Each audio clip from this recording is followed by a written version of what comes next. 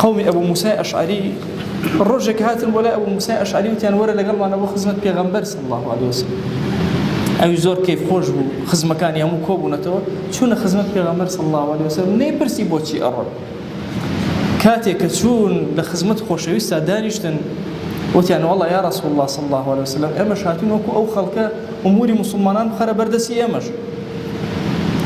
ليرة أبو موسى زور شرمي كرت كأمانة هاتون دعوة إمارتك دعوة وكر ابن أمير زور شرمي كرت لخدمة بيغمبر صلى الله عليه وآله وسلم حرجك زور قورة فشعر بالحرج الشديد هستي زور بشرم ذلك لخدمة بيغمبر صلى الله عليه وآله وسلم دعاية فرمي اعتذرت إلى رسول الله صلى الله عليه وسلم فعذرني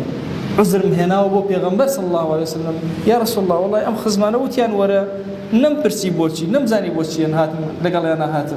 بهوي منو هنا منو أم غلطة جوريان كردو هاتن دواء إمارة جوريانك لسر زويا بيغمبر صلى الله عليه وسلم عذرك قبول كرت